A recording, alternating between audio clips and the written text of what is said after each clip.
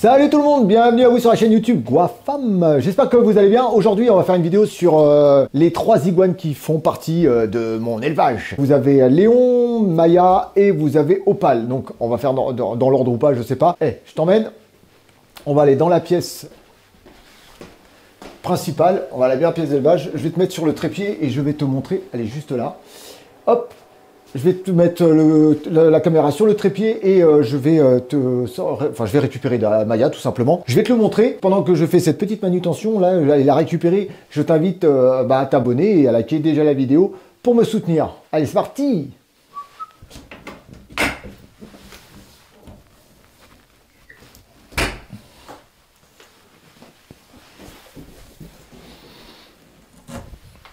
Allez mon beau! Allez, viens.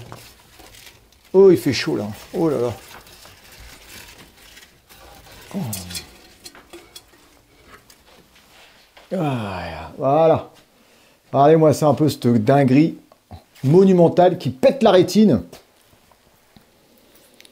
Voilà. Donc, comme je te l'avais dit, hein, donc, alors les couleurs. Alors, dis-moi dans les commentaires, parce que je sais pas du tout comment ça rend à la caméra. Enfin, moi, je trouve que ça rend... ça claque vraiment. Il est d'un orange. Mais franchement, c'est une dinguerie. Alors, c'est sûr que c'est un iguane qui est très, très facilement manipulable. Alors, du fait qu'il soit albinos, donc très mauvaise vue. Mais c'est vrai que Maya, il est quand même hyper plus que cool, d'ailleurs. Là, on arrive sur un mâle qui a bientôt... qui a plus de 2 ans. 2 ans et demi, déjà. Et je crois même que, si j'ai pas de bêtises, ça fait 2... Ouais, il va sur ses 3 ans. Il n'a pas encore 3 ans, mais il va sur ses 3 ans. Voilà. Donc c'est un magnifique spécimen. C'est vraiment une très très belle bête. Donc là, on est sur une souche thaïlandaise. Alors les souches thaïlandaises par rapport aux souches américaines sont beaucoup plus petites. Sont plus trapues, mais sont beaucoup plus petites en termes de taille. Et donc on verra par la suite par rapport à Léon. Parce que Léon, mine de rien, par rapport à ce que je vois, c'est quand même déjà un bon gabarit. Qu'est-ce qu'il y a? Ah, les griffes, c'est une dinguerie. Là, on voit pas, mais comment ça griffe fort. N'est-ce pas? Dis-moi ce que t'en penses dans les commentaires de Maya. Iguane rouge albinos, hein, je précise bien. Donc c'est vrai que pour un rouge albinos, il a des couleurs vraiment plus que flashy. Hein. Là, j'avoue, il claque, mais vraiment à fond. Mais c'est vraiment une patte. Il est vraiment magnifique, il est super cool. On va dire, il est cool. Je le fais manger à la main, je le balade. Il se balade aussi, lui, il est tranquille, il est en ouverture. Alors, même si je laisse souvent le terrarium ouvert, avec des branches pour qu'il aille un peu se balader au sol, c'est vrai que j'ai remarqué que lui n'aime pas trop sortir de son terrarium. Et pour dire, et de fait que je n'ai pas rajouté de hauteur à ce terrarium, c'est qu'il ne fait que aller de droite à gauche. Donc voilà. Moi, c'est comme je dis, j'arrête pas de répéter. Désolé pour ceux qui disent ah, il arrête pas de rabâcher. Et ben ouais, c'est que moi, je fais souvent les constructions des habitats de mes animaux en fonction de comment eux gèrent l'espace. Ça sert à leur faire un truc immense si tu vois que ta bête elle reste tout le temps du côté gauche et que voilà. Donc je préfère optimiser l'espace pour éviter qu'il s'ennuie, que la bête s'ennuie, qu'elle stresse, parce que le terrarium ou la volière est trop grand et que ma bête se nourrit pas. Hein, parce que là, j'ai vu que le simple fait d'être dans ce terrarium, c'est 2 gamelles par jour. Il éclate 2 gamelles par jour, mais très facilement, il a pris du poids. Voilà, donc après, c'est aussi le fait que le terrarium est plus petit, peut-être moins stressant pour lui, puisque comme on sait que les iguanes albinos ont une très très mauvaise vue. Donc voilà, n'est-ce pas? Donc entre chaque iguane, je me lave toujours les mains, même si ça reste la même espèce. Allez, hop. Go. Donc me voilà dans l'autre pièce, on va récupérer Léon tout simplement. Alors vous allez voir, il y a une petite évolution. Pour ceux qui me suivent depuis longtemps, ils vont tout de suite trouver.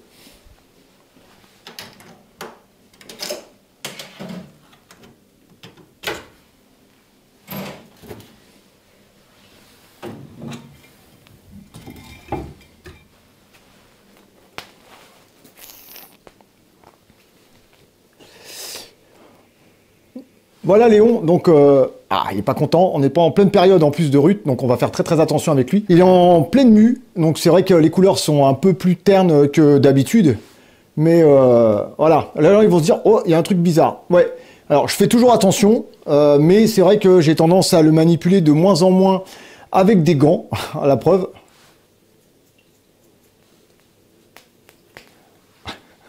Il fait ça, mais les yeux fermés quand même. Hein.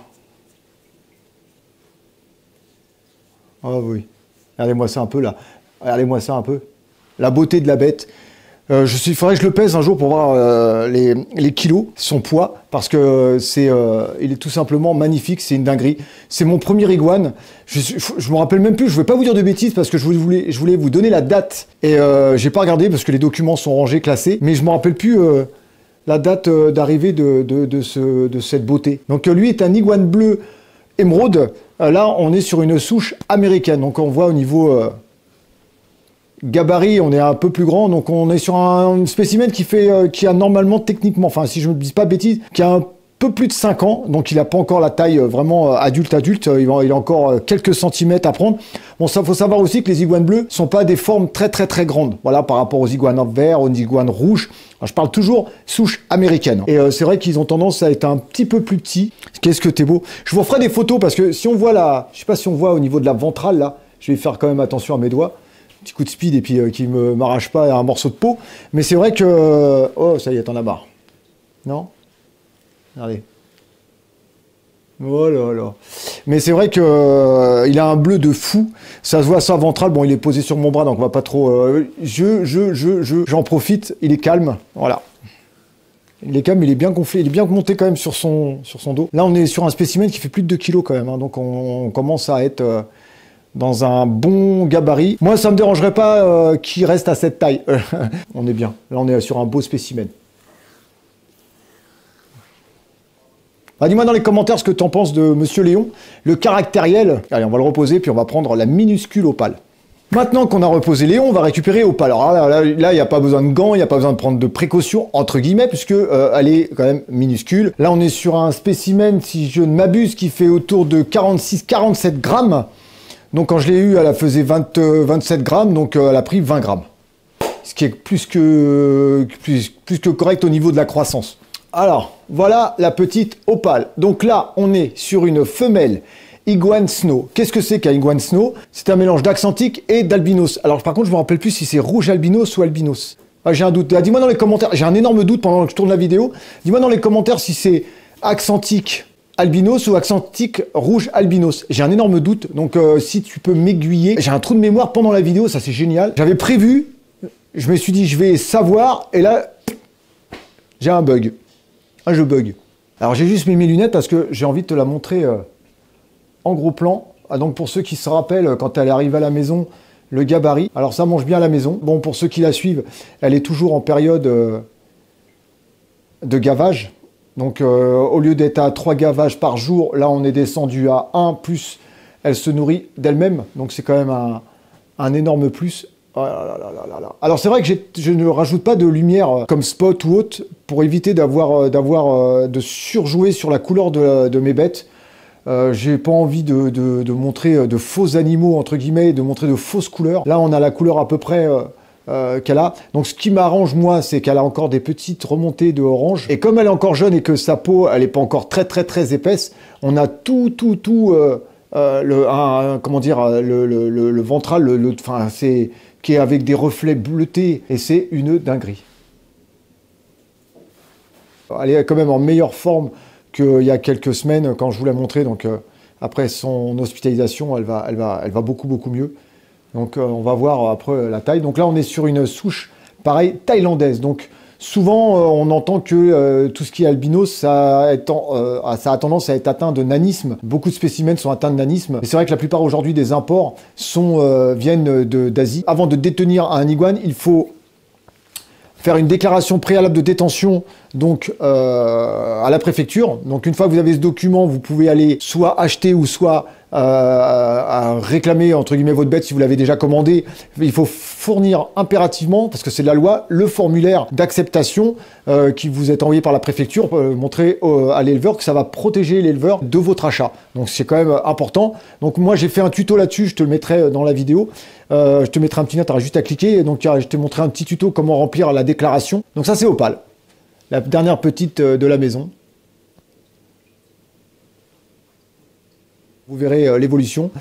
sur mes réseaux. Je t'invite à t'abonner. Donc c'est Instagram Guafam et Facebook Guafam. Donc n'hésite pas à me rejoindre sur ces réseaux sociaux. Et si tu veux me suivre dans mes péripéties et voir des exclusivités, je t'invite fortement à me rejoindre sur Patreon Guafam.